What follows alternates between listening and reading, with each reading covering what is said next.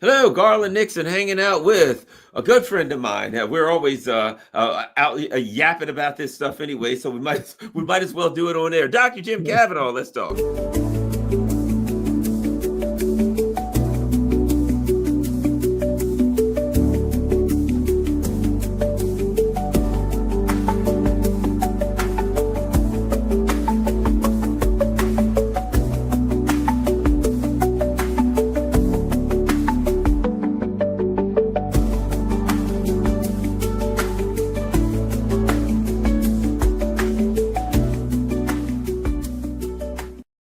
Hello, Garland Nixon here with Dr. Jim Kavanaugh. Okay, this is telling me that Rumble ain't on. Okay, that's fine.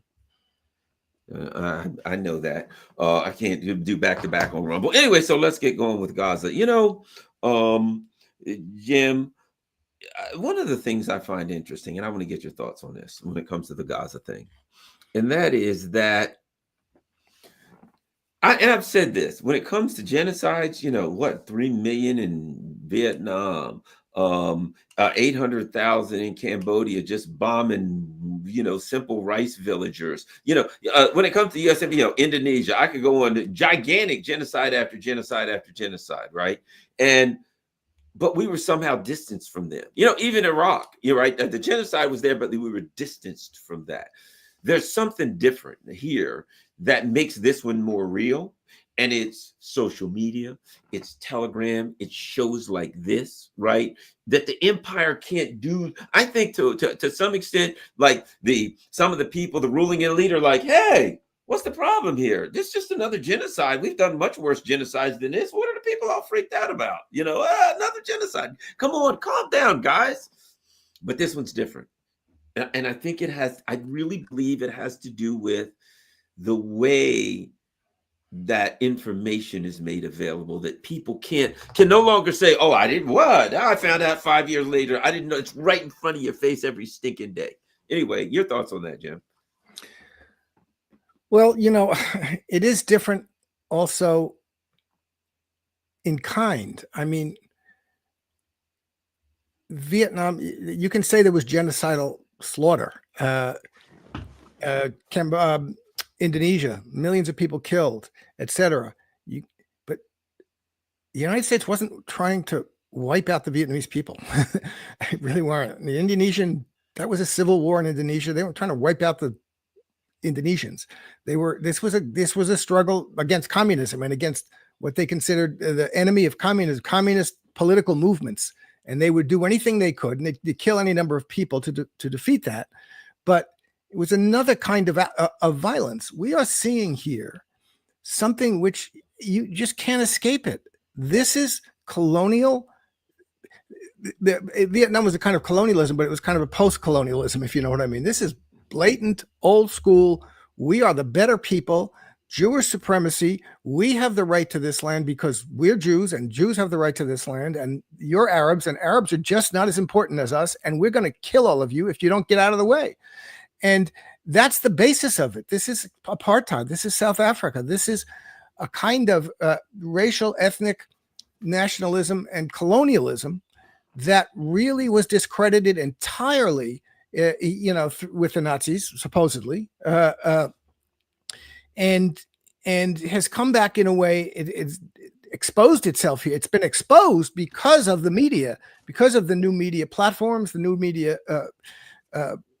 podcasters, and just the ubiquity of cameras everywhere. I mean, the people themselves are podcasting and broadcasting, and the reporters and the journalists are the Gazans who are broadcasting what's happening to them in real time. And you've got Western doctors going over there saying, look how they're targeting children. Double taps to the head and chest. This isn't a mistake. These are trained snipers. They didn't put these 2 bullets in this kid by mistake, and we see the videos of them killing the paramedics and the medics, and then lying about, oh no, we didn't kill them, or they didn't have their lights on, or what. And then they buried the health workers, and they buried the ambulance. I mean, they just, so the amount of lying, but this is colonialism. this is old school colonialism.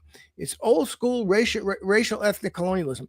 And this is what, it was in vogue in the early 20th century. Ethno-nationalism. Zionism was a part of a whole complex of philosophies that, every ethno group has its own blood and soil. Every ethnic group should have its own territory, and they are the masters of that territory. And also, there are certain ethnic groups that are just better than others. Eugenics was a very powerful movement in the United States, across the Western world in the early 20th century. So the Nazi fascists were part of that. And the Zionist movement as a kind of philosophical movement was part of that. We just have to go. And they weren't religious. David Ben-Gurion, Vladimir Jabotinsky, these people weren't religious. This is Jewish supremacy. We Jews have a right. We want our own land. Every ethnic groups we should have our own land. And we're better than those people anyway, so it doesn't make any difference what happens to them. And what happened in 46 to 48 was the tail end of the possibility of that kind of thinking. Colonialism is still accepted in the world. We still accept that there are certain people who either have to live under the mastery of the master race or the master ethnicity, or get out of their way. And that was still possible to think and kind of base policies on. Now, because of the 20, 30 years of anti-colonial struggle and the end of that, which was fought bitterly by the white countries, but, turned into a kind of anti-communist struggle too, then, but by the time South Africa in the 90s, you couldn't defend that anymore. Western liberals couldn't defend that to themselves anymore, but they continued until a year and a half ago to defend Zionism, which is the same thing. This is colonialism. This is master race colonialism, period. And there's no way around it. You cannot have any support Zionism unless you think that the Jewish settlers have some kind of higher importance in a kind of ontological way and a political and moral and ethical way. They are more important people in history than the Palestinian Arabs. And the job of the Palestinian Arabs, their historical mission, is just to get out of the way of Jewish settlers. I mean, however you want to frame that, whether it's because God gave it to us or because the Palestinian Arabs are just worse people or they're terrorists, but you are doing that. That's fundamentally based on ethno-religious supremacism, Jewish supremacy in this case. And there's no way around that. Now you can find all kinds of, the Jews deserve it because of the Holocaust. They deserve to push the Palestinians out of it, but then still that's a Jewish supremacism based on the Holocaust or something. So this is what you're seeing. And you're seeing that the only way this works is if you if you're ruthless, if you slaughter everybody. The Zionists are right. Young kids, mothers and kids are the worst enemies because they're going to grow up and they're going to increase the population that we have to either kill or expel. We don't want to do that. We don't want to be killing and expel. We want to just go away. But we will kill them and expel them. So why don't we kill them and expel them in advance by killing pregnant mothers and killing kids? That's what they're doing. This is horrible. So, this is my point. We're at a point now, what's been revealed about Zionism, because we all in the West, and certainly in the United States, we all just accepted, there's a Jewish state, that's okay. It's a good thing. The Holocaust, that's a good thing. There's a Jewish state. No, it's not a good thing. It was a bad thing. It was based on explicitly, terrorism against the Arabs, and that they call themselves terrorists. And it was based on the idea that we have the right to kill and expel these people because they're just not as good as us. And they did. They killed and expelled 80% of the Palestinians in 1946 to 48. And now you're watching how they did it. And so it was never a good idea. It was always colonialism. We kind of were conditioned, and by real serious ideological work over 5, 6, 7 decades, to just accept this as a natural part of the social world, like we accepted colonialism for hundreds of years. And now we've come to a point where many, many, many Americans and many, many, many Jewish Americans and Jews in the Western world are saying, holy crap, this is not good. This is colonialism. It has nothing to do with my religion. It has nothing. This is just bad. This is what we rejected when we rejected colonialism, when we rejected apartheid. And we have to reject it. We rejected Nazism. This is a version of Nazi fascism. And people are, so you have a problem now. Can the world abide Israel at all? I mean, it's no longer, everybody sees what it is. It's like, oh, could we abide a Nazi state in Germany? Oh, maybe if Hitler went, maybe we got rid of Hitler and let Himmler and Goering run the state, that would be better. Or, they'll withdraw from Russia and they'll withdraw from Ukraine, but what are you talking about? This is a kind of regime. It's like, well, we can live with the apartheid regime in South Africa if they just ameliorate their policies in certain ways. We can still live with apartheid in South Africa. Can we? Can we live with colonialism? Can we live with the Zionist colonialism that Israel represents? No. As far as I'm concerned, Zionism is the enemy, like apartheid, South African apartheid, and like Nazi fascism. Zionism is the enemy of mankind, and the world lives with it at the cost of corrupting itself entirely. If I'm going to live with, we the world say, oh, okay, we're just live that. No, we're going to treat them like normal people. Nope. So this is a very big problem now, and the more it goes on, they're starving children to death deliberately. You can't avoid it. This is a deliberate policy. They've sniped them to death. They've blown up all the hospitals. They're starving them to death. They say it. We want to make it impossible for them, and they can either die or they can leave. That's their position in regard to the Palestinian people. So if you allow a regime like that, don't allow it. The Western countries, especially the United States, are making it possible. It doesn't survive without the military support of the United States and the economic support of the United States. And, it's something that the world cannot tolerate any more than it could tolerate Nazism. And so this is something we all have to come to grips with. It's a tough, I don't know what to, I mean, the world has, of course, tolerated all kinds of terrible things and has been tolerating this and will tolerate it unless forces come in and say that and act that way and say, we are going to resist you. We're going to not allow you to take over this part of Gaza. We're not going to allow you to starve children to death. And we're going to come in with military force and stop you. That's the only thing that's going to stop this. Unless the Israeli society American support unravels, which I hope it is unraveling, and I hope it will continue to do so. And unless the Israeli society itself unravels, because hundreds of thousands of people are afraid to go home and they're fighting all the time and they have to call up everybody in the army, that there's all kinds of pressures under which the Israeli society can unravel and American support for Zionism can unravel. That has to happen. I don't think it's going to happen in time to save the Palestinians of Gaza, but this is the fundamental issue. This is a criminal. This is I forget the term, hostis humanus. This is the enemy of humanity. Zionism, like Nazism and apartheid and racism, colonialism has been. Otherwise, we're back. We've erased. We've retreated historically in terms of historical ethics to a point where we say, oh, it's okay to have colonialism. And there are hundreds of other horrible situations in the world. Regimes that are terrible, wars, violence, etc., that is terrible. But this is a specific kind of thing that we know what it is. We've seen it, and the world set itself never to accept this again. This is the never again moment. And they're not only accepting it, they're supporting it, they're making it possible. And but everybody who's seeing this has to really get to that fundamental point. This is entirely unacceptable. What happened in 1946, 48 was unacceptable just because it was the same thing we're seeing now. And the foundation of a Zionist regime is as unacceptable as the foundation of a Hitlerian fascist regime or an apartheid South African regime. And we have to reject it. And the world has to reject it in that way, or the world is agreeing to be a scummy place.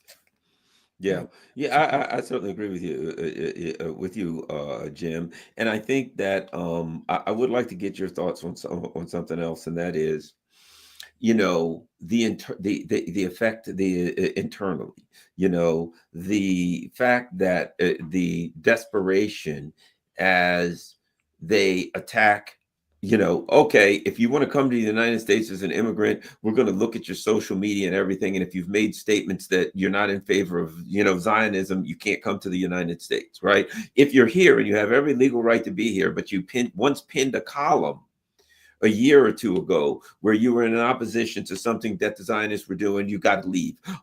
If you are on a campus walking around and saying, with a sign or protesting or something, we'll grab you, we'll throw you out of the country, send you to El Salvador, wherever the hell, you know what I mean? This brutal crackdown, merciless, brutal crackdown to say the worst enemy of the United States is oftentimes sons and daughters of some of the ruling elite. People that they expected in the future would be, you're going to be the leaders of the future, as they tell the children at Columbia and Harvard and places like that. You're our future. Well, you're the future people who will make the world safe for corporate, hegemony, right? Well, even it's too much for some of these kids. They're like, we don't like it. Oh, well, you'll be sprayed, you'll be beaten, teachers sprayed, beaten, dragged away. Your thoughts on the internal reaction of the regime? Forget the government, the regime. That's what exactly. You got to start using those words when you talk about the U.S. Yeah, the regime is not even it's not an insult word for me. It just means something wider than the government itself. It means the deep state. It means the apparatus that persists when there are changes of government, etc. So but one other thing I got to throw in. And now the people out of Democrats, they're in favor of it. So if changes of government or not, they are 100% on board with this crap. Anyway, go ahead. Well, no, the Bernie is going on about, you got to get rid of Netanyahu. Netanyahu, this is like the same they do with Trump. The problem is Trump. The problem is Netanyahu. No, the problem is the system that produces these things. Okay, and Netanyahu, there's nobody behind Netanyahu who's going to come into power and do anything right. Okay, the Israelis, Zionism is the problem. The problem. Hitler was a problem, but Himmler and Goering and Bormann weren't like, okay, if we get rid of Hitler, they'll step in and take care of it. This is what they're talking about with Zionism is the problem. The idea that there's an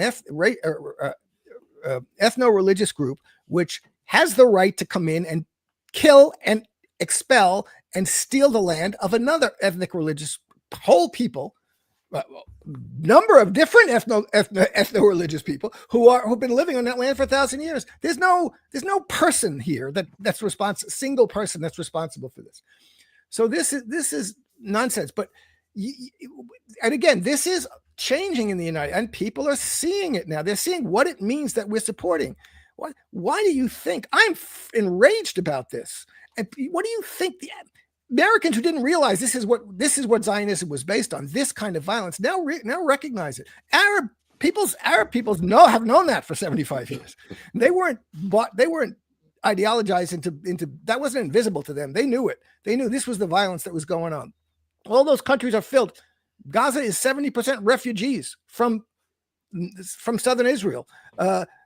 Jordan is filled with Israeli refugees. All these countries who are with Palestinian refugees. All of these countries had to deal with this, and they were all attacked by Israel over the years. So they weren't fooled by this. But the United States, we have been entirely captured by an ideology which is not just a set of ideas, but kind of a set of feelings. Oh, this is a good thing. It's a nice thing. We watched the movie Exodus. Oh, isn't this fun? The Israelis are heroes. We watch Claire Danes on what's the show? Israelis are heroes. They're America's friends. These are 100,000 shows about the Holocaust and saving and hunting down Nazis after the war, which is fine, but not a single peep about what happened to the Palestinians for 75 years. And this has been a lot of work, economic, ideological. And it wasn't the case. There's someone who just published a book about this, about American Jews and how Zionism came to become dominant in American Jewry. It wasn't. The end of the war, the publisher of the New York Times, Arthur Hay Sulzberger, was arguing they were going to. There was a big push to take in displaced persons from Europe, all the refugees from Europe. And there was a big push about that in the United States. There were congressional hearings, etc. The Zionists didn't really want the United States to take in the Jewish displaced Jews of Europe. They wanted them to go to Palestine. And there was a debate in American Jewry. And the publisher of the New York Times said, the Zionists are holding our brothers and sisters, Jewish displaced persons in Europe, hostage to their nationalism, to their national, and they're using their economic power to shut down the discussion about it. American Jewry was not Zionist. There was a big debate about that, but they won the debate. They won the policy. The State Department told Truman, you recognize this, you allow this to happen, we're going to have trouble with the Arab states for decades, and Truman was brought $2 million in a paper bag onto his campaign train. And that's how Israel was, the state of Israel was founded, with a $2 million cash donation to Harry Truman on his campaign train. So, and this has been going on since, because they knew from the beginning, the Balfour Declaration, the only way we're going to be able to take control of this land and colonize it, and they use that term all the time, and David Ben-Gurion, we're coming to take the land from them. They're not going to want to give us the land, and they shouldn't. I wouldn't want to. If I were them, I would fight. They all said this. All the Zionists said this. They recognize this. What we're doing is stealing their land, and if I were in their position, I would be fighting me too. They knew they didn't have the power to do it. The Zionist movement didn't have the power to do it unless they had the support of the imperial center of the day. First, it was the British Empire. That was the Balfour Declaration. And then it was after World War II, the United States. That was $2 million in a paper bag. $2 million, 1944 or 48 to Truman. So do the calculation of what that is. But probably $100 million. Many more millions and millions since. Okay, and they established themselves. They allowed themselves to establish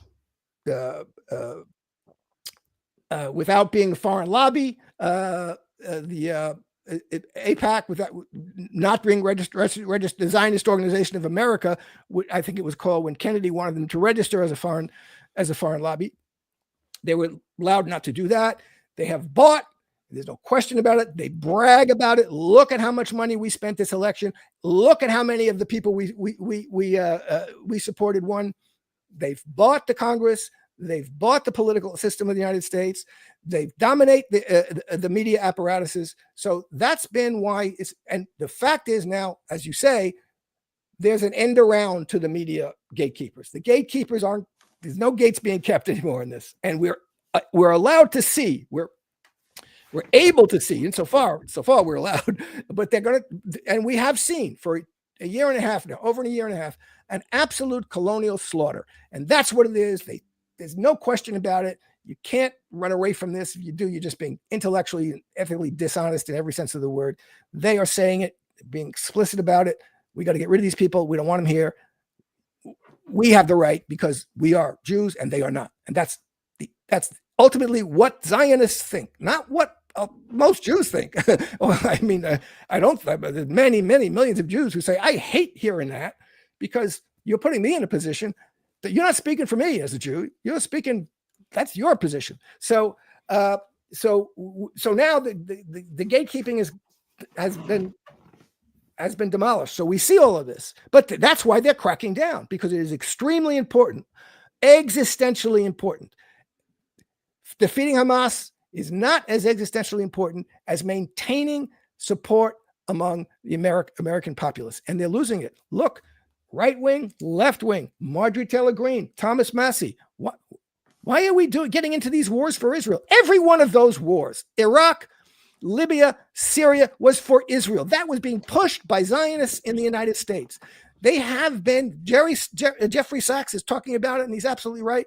They have been controlling American policy, military and foreign policy in the Middle East, certainly, for decades. And they've done nothing but getting us into it. It's done nothing for the United States of America. It's done nothing for the people of the United States of America. Even from the point of view of American imperialism could do fine with the Arabs, corrupt Arab states, blah, blah.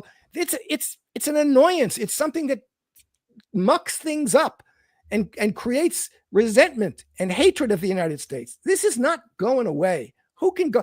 Who's? Oh, let's just forget the Nazis. Let's just forget that. Let's pretend that didn't happen. And no, you don't forget things like this. And when you see it happening, you have to resist it. The only people who are right now are most concretely are the Houthis. But this is what we have. So we have an apparatus in the United States that's they've turned. I mean, it's been political work. Good for them. They did political work. They worked on the ideological. They worked on the political. They worked on the military. I have it in my articles. The American military officers are saying we have a Zionist military, the American military. Nancy Pelosi saying if the Capitol burned to the ground, we'd still be here fighting for Israel. Bill Clinton, who's excoriated for avoiding the draft in Vietnam, I would pick up a gun and fight for Israel. President of the United States, who didn't fight in Vietnam. Nobody criticizes him for that. Republicans never criticized him for that. They didn't go there to criticize him. But so anyway, we have a country that turned itself, that was turned into, by a virtue of a lot of ideological and economic work, into a Zionist country. And we have to recognize that and stop it. And it's going to be very, very hard to do. People in political power who try to do that will get eliminated either by being primaried or by being assassinated or by they'll find something on them. They'll be blackmailed. You guarantee they'll find something on their past that they did that all of a sudden they're no longer eligible to be in politics. And everybody they're going to fight like hell now to put this down, and to stop this momentum, which is people are waking up to what Zionism is and how unacceptable it is. That has to be stopped from their point of view. And they will do everything to stop it. One of the things that go back to what we were talking about one of the also other things about this particular incident is the brazenness. They're Amalek. They literally come out and say, yes, we'll kill everybody. We'll kill them all. We'll kill the women. Yay. Oh, they're burning alive. Hooray. We're killing. Woohoo. All right. They're happy. This morbid infatuation that we have by the Israeli government and the numbers that say the Israeli people are behind it, it's far worse than just a lack of regret or remorse. No, it's a psychopathic orgy of joy for murder. And to see, every time I see a picture of Netanyahu and he's got that psychopathic smirk, I just killed 50,000 people, another 10,000. We'll slaughter them, we'll murder them. And you look at, some of the things the Smotrches and the Ben Gavirs, and you see these people, they're like rabid. And it's just an orgy, a frenzy of hate and slaughter and murder from all, and then recently there was a documentary and this guy went around and he just interviewed, literally, he just went around and interviewed Israelis. Okay, what do you think? And the things they said were horrific, and it was attacked. The documentary was attacked as some kind of propaganda, and all they did was it was called In Their Words or something like that. We're just hey, there you go, and they were just like crazy people, and they were like, how dare you put that out? But this is an instance where they are so empowered and emboldened. Hey, look, I got Uncle Sam behind me. I can do any damn thing I want. I can say anything I want. The UN, the International Criminal Justice, nobody can touch me. I can do and say whatever I want to. And I'm going to say it. Damn it. Yes, we're killing the kids. Rape. Literally raping people. Well, so what? Yeah, they needed to be raped. Who do we have? We're Israelis. We can rape people. Nobody can touch us. The brazenness of it is also something I think that is of consequence, Jim. Yeah, they have said that this is You know, one of the hardest thing to prove about genocide is intent. They're being very explicit about their intent. They say it right out in the open. This is what we want to do. And you know, that Louis Theroux, I think, is the guy who did that documentary that just came out with BBC. But that's been done before. David Sheen's gone around. Who's the woman who used to be on RT? She went to Israel and interviewed people on the street. The same thing. It's racism in the widest sense. It's ethno-religious supremacy, often anti-Black racism too, by the way. That's deeply embedded into that. But you know, generally speaking, it's anti-Arab racism and it's Jewish supremacism. Norman Finkelstein talks about it, uses that term. Well, that's what it is. It's Jewish supremacism. It's colonialism based on Jewish supremacism, like the colonialism based on white supremacism. And white supremacism is embedded in the Jewish supremacism too. But what I'm saying is, it's what it is. And the people who live in that context have to think that way. You have to think, because you are killing people. You are treating them like garbage. You're treating them like insects. And animals. That's the term they use. And you have to believe at a certain point, a critical mass of those people have to believe that this is right. There's a reason. There's a rationale for that. They really are lesser people than we are. So therefore, they're not really as human as we are. And what I'm doing in killing them and expelling them and making their lives miserable is something that isn't so bad, because it's not as if we did it to someone who was really human. That's the way you have to think in that circumstance, you know? And it's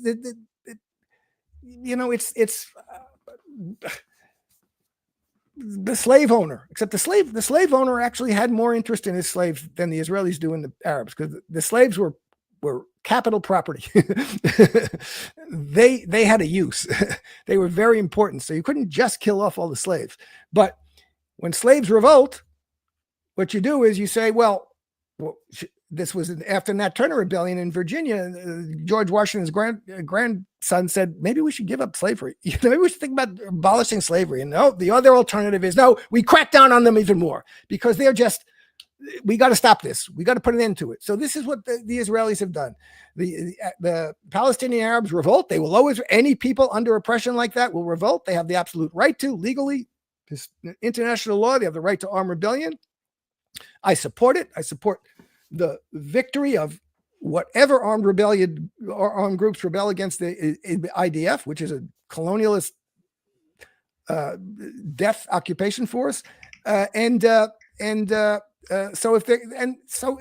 you can't stop the oppressed people from rebelling. You either have to kill them all or expel them all. That's what they did in 48. They expelled enough of them and killed enough of them, killed and expelled enough of them to get a level of stability for 70 years. But now they're saying we got to kill and expel them all so that we have a level of stability for another 70 years at least. And that's what they're doing. It's very hard to do, but they are doing it with the participation of the United States, Germany, England, Europe, etc. And we are all part of this. So, you know, what, we're going to let it happen? We are letting it happen. Stop it. We're going to live with it. The world going to live with this. The world is living with it. It's really a horror show. It's,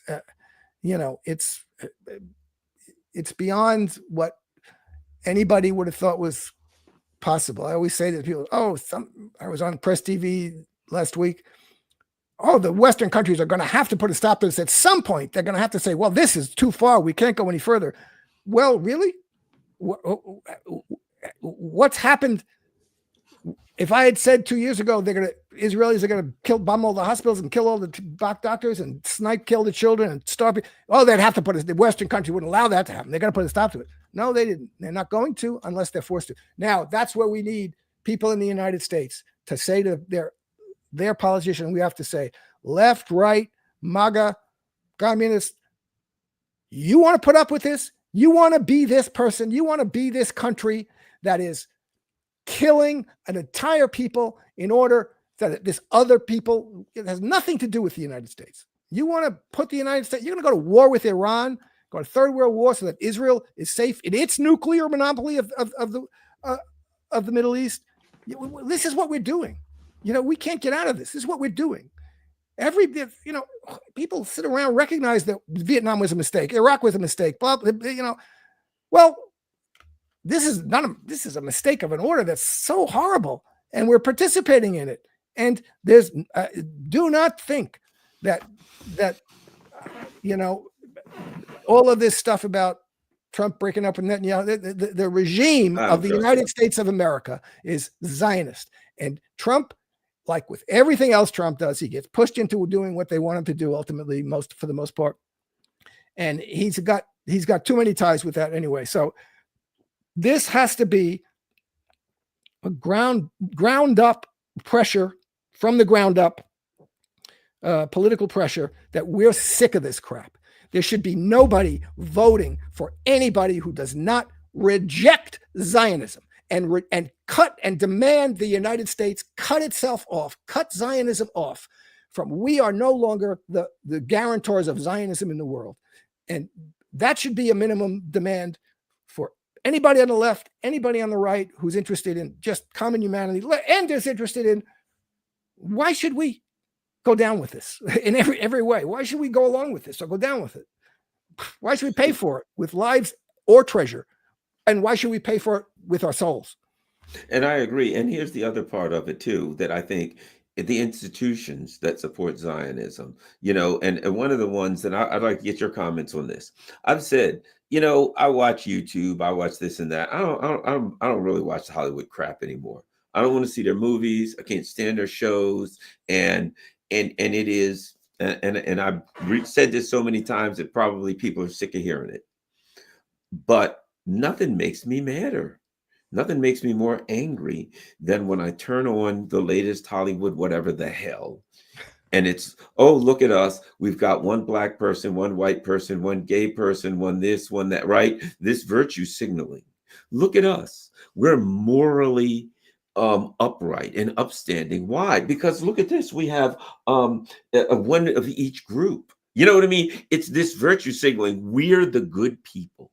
We have one of each group. Why? We want to make sure we upbuild the minorities and have rights for gay people, rights for this people. And how do we do that? By putting forward a group of people that every damn chewing gum advertisement I turn on, you know what happens? Literally, I'll be looking at the TV and I'll say, where's the Asian person? And within 10 seconds into the advertisement, there's the gay person, there's the black female, there's the white male, where up, there we go, an Asian person at least somewhere in the background, right? It infuriates me because I'm like, you bastards. It's so obvious now. Like, what about Zionism? 100%. We love that. What about this ongoing genocide? Oh, we've got Israel has a right to defend itself. We've got the foundation of Zionism. If an actor or actress stands up and says, perhaps we should do that. Oh, really? You're not working. Was it Susan Sarandon had one of the top, agents and casting agencies, whatever you call them in Hollywood. And she said, perhaps this ain't a good idea. She's out, she's fired. Yeah. So you have an institution that is at its foundation and core Zionist of the highest level, but yet I'm supposed to believe you're the good guys because you got one black guy, one white guy, one gay guy, one Asian, one black female. Yeah. You've got a diverse group of strong females who are all superheroes. It makes me sick. It's the opposite of what you are. In fact, I'll go one further. You have to do that because what you stand for is so evil that you have to put something out there to try to pretend as though you're the good people. Yeah, well, it's equal opportunity imperialism, Benetton imperialism. That's what it is, and that they learned that game. And look, that then again, this is how stupid Trump is politically. I mean, in that sense. This works. This is soft power. This is the way you maintain. Ideology is more powerful than laws in the long run and for the most part. When you have to pass laws and send in the cops to stop people from doing things and thinking things that they shouldn't, you're in trouble.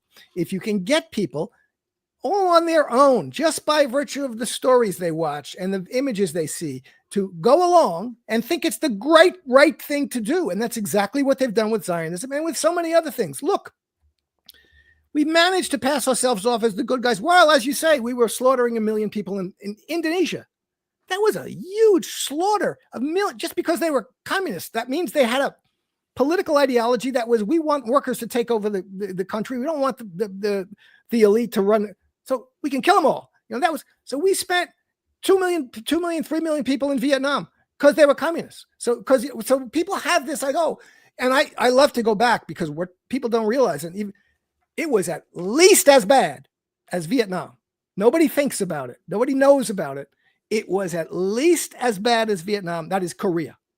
Korea was a colonial war where they used Korean collaborators with the Japanese fascists to set up an independent state and to slaughter South Koreans, all the South Korean leftists. They destroyed the country of North Korea. Curtis LeMay said there's nothing left to bomb. Absolutely destroyed it. Used biowarfare. They used biological warfare. And they lied about it. That's why Korea looks like it looks today, and why the North Korean government is so rigid, because they were destroyed. They were ruthlessly destroyed. They bombed, just saw a thing this week. They bombed when they started the peace talks. They were bombing the villages where the negotiators for North Korea were staying, deliberately bombing them. So it was. This was, from 1945 to what? Vietnam, certainly. Only in Vietnam did people start saying, "Wow, wait a minute, I'm going to take a look." And by Vietnam, the media started covering things that they didn't cover in the Korean War. And you had in the 70s, the Church Committee. They started to reveal things, and people started to have a critical attitude. And I got to tell you. And the Bush years, look, there was an anti-war movement against Iraq, blah, blah, blah, blah, blah. How did they stop it? We got a black president. Look what we see, we're the good guys. Anti-war movement was over. 99% Occupy Wall Street was over. Back to the game. Libya, Syria, the vicious war in Syria that they won. That's hundreds of thousands of people they killed in Syria to get to Takfiri. Watch, now they're killing kind of mini genocide, the Alawites in Syria. Jews. So yeah. This is, and we stuck with that. And war against terror, we'll do away with habeas corpus. Now it's not so good. Obama did away with habeas corpus. Now Trump's going to do away with habeas corpus. So, and so we went through all of that. And when the Soviet Union collapsed in 91, it was like, oh my God, you see, we are the good guys. We're the end of history. Nobody's ever going to be, this is the best possible world. And that's all changed again and collapsed again. So this is there are waves of understanding and opening up to criticism. And we're back at that situation again. We are the ones who put into power a Hitlerite fascist regime in Europe, in Ukraine in 2014. That's what we did. We knew we were doing it. We did it. We supported them. We supported the Hitlerite fascists against Zelensky's original promise when he got elected to make peace with Russia. And it's a weird, this is really, what we're watching is the end of the Second World War. Forget the Third World War. We're watching, the Second World War is still going on. The fascists are back. Literally, the Hitlerite fascists and their legacy organizations and people are back in Europe, and we're defending them, and we're fighting for them. Plus, you have this, but that was the Zionist. The specificity of what happened with the Zionist project is very interesting, because that was folded in. First of all, it was promoted as colonialism. We represent, you are the British. We're going to be a little Ulster. We're going to be for you in the Middle East what the Ulster regime is for you in Ireland. That was and then in the Americans, it was like, okay, we're going to be the spear point of the American empire, and we're going to represent our Western white civilization in the middle of these backward Arab peoples. And that's what we're going to do. And that's what they're still arguing for. That's what the conservatives who are supporting Israel now. They're, these Arabs are all terrorists, and Israel is surrounded by terrorists and terrorism, and they're all backward. And, a lot of things I don't like about many Arab countries, but that has nothing to do with what's going on here. So they first set out to be, we're colonial power. We're a spearhead of Western colonialism in the backward world. Then it had to become something else. Now it's, we represent the good guy values of democracy and freedom and rationality and Starbucks and tech entrepreneurs and in this crazy Arab world of terrorists and fanatics. So that's what they're doing now. But for 75 years, they changed whatever the framework it was. We're with you. We and you are the good guys together. Never mind that we and you are the ones who destroyed the state of Syria and put hundreds of thousands of people through disaster, destroyed the state of Iraq, killed 1 million people, destroyed the state of Syria, still destroyed, reopened slave markets. But we're the good guys. You and I, who did that, are the good guys. Oh, Trump's meeting with literally the president of the United States is meeting with a wanted ISIS terrorist. As ISIS could be, look, as if the genocide isn't enough, we got an ISIS terrorist that we put in power creating a genocide. Might I add, and here's what the Russians know. They know the damn Nazis in Kiev would do the exact same thing to the Russian speaker Ukrainians if they could get away with it. They would absolutely, and they know that the U.S. would back them 100% while they did it. The difference is the Russians have the kinetic ability to act, and they are taking that opportunity to do it. And now all of the supposed talks and all that kind of stuff. To me, you always got to play the game with the U.S. empire, with the empire that you're negotiating with them. But I think everybody knows that you can't make any bargain with the U.S. is a Faustian deal. Yeah. How much time you got there, Jim? I'm looking at my battery. I just got a message. I got like 8 minutes on my battery. All right. Well, we'll do those 8 minutes anyway. So that's good. Yeah. We got a long time go. We've done well. Well, that's all I got anyway. Let's do 5 minutes.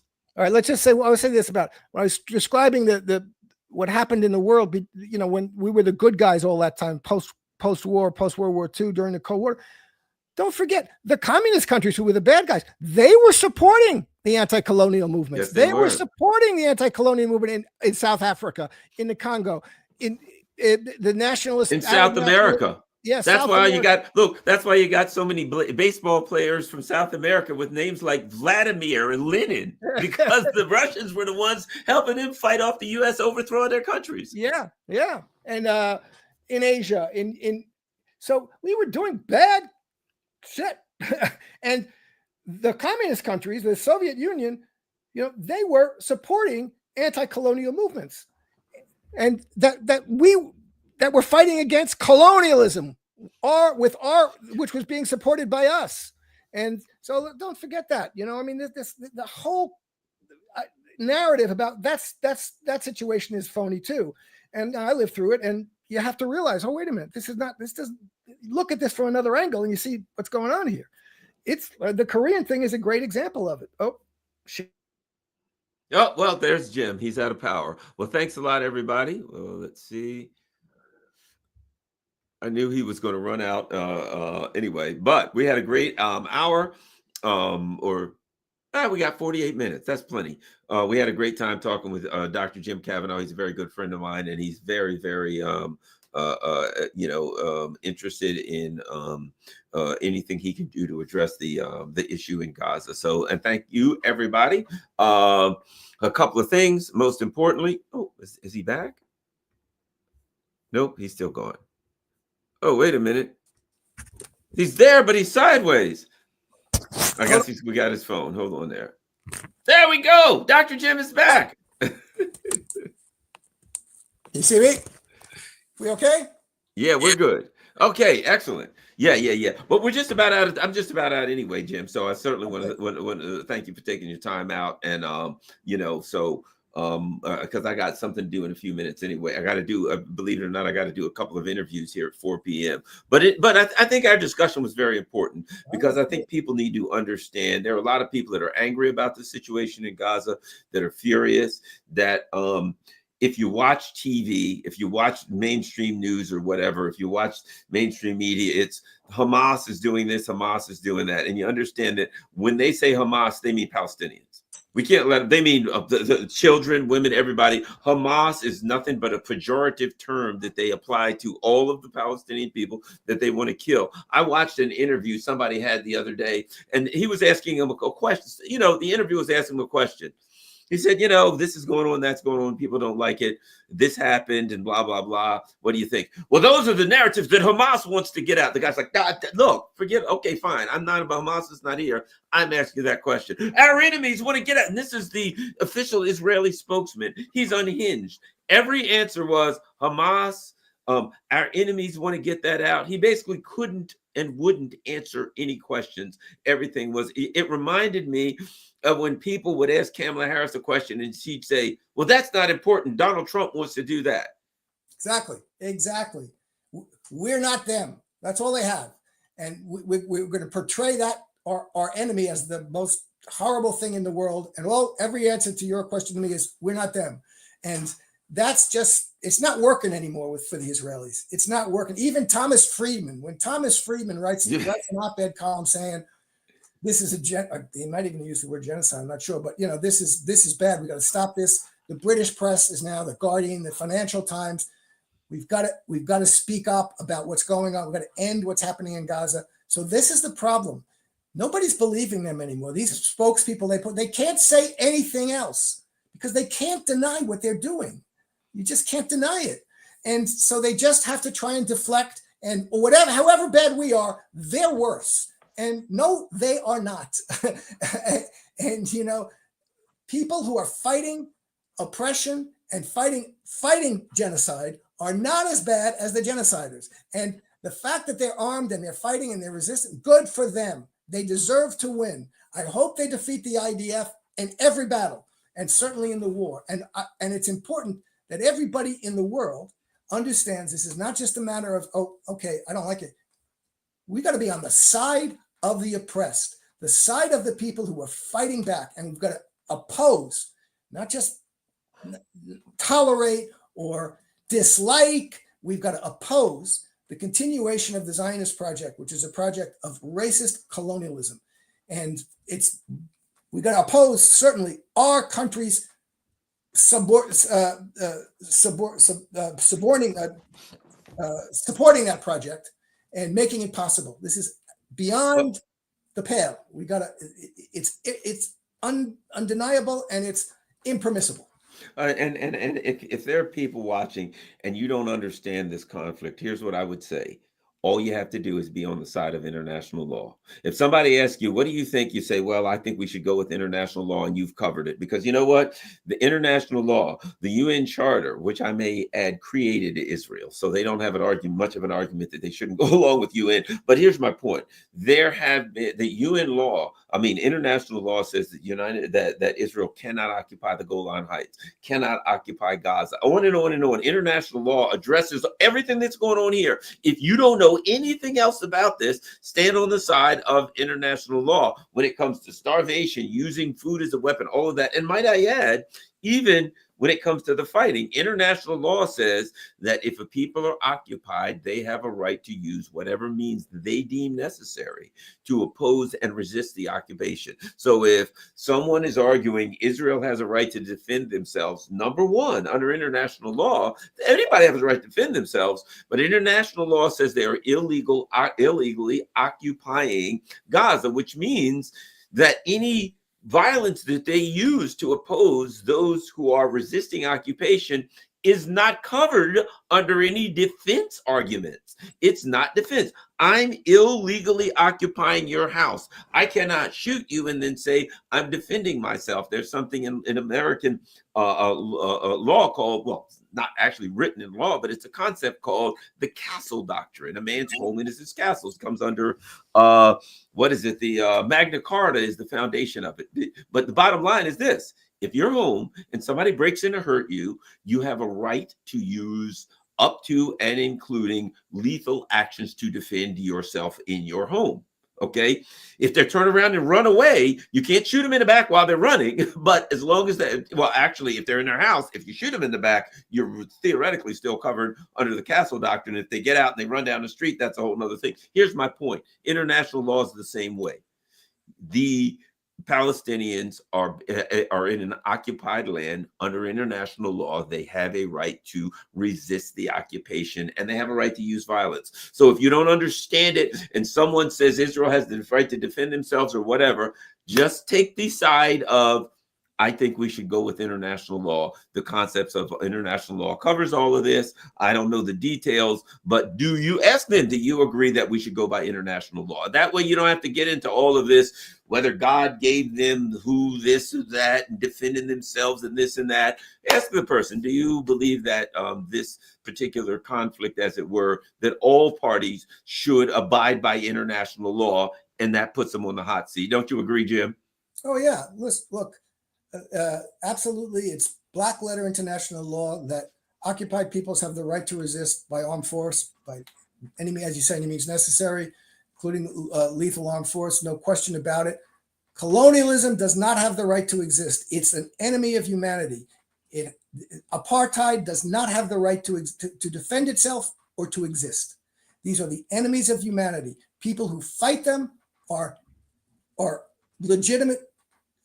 Are fighting a legitimate war with lethal means. That's what you do. A legal war. It's a legal war. You know what I mean? It is perfectly legal. Yeah, it's absolutely legal under international law to fight apartheid and colonialism. And apartheid and colonialism do not have the right to self-defense and do not have the right to exist. So that's, this Bernie line, every time he gets up, Israel has the right to defend it. No, it does not. Israel does not have the right to defend itself against the Palestinian people it occupies, oppresses, kills, and expels. It doesn't have the right to resist, to defend itself against the armed groups that represent Palestinian resistance. It doesn't. International law, it doesn't. It has to its only right is to get out and stop the oppression. That's what it has the right to do. Yep. So that's the situation. That's black letter international law. All right, everybody. Dr. Jim Kavanaugh, you can find his Substack. Jim Kavanaugh has a Substack. Look it right up. You can see my P.O. box there if you want to email, whatever it is. If you want to email a letter, a book, something you have to say, a donation, anything, I have my P.O. box there now, and I'm getting letters from everybody. It's great. Follow me on Rockfin, follow me on Rumble, follow me on Telegram, follow me Facebook, wherever the case may be. If you can afford to donate. If you can't, it doesn't matter. Make sure you share this very important segment on all your social media platforms. We're out. Thank you.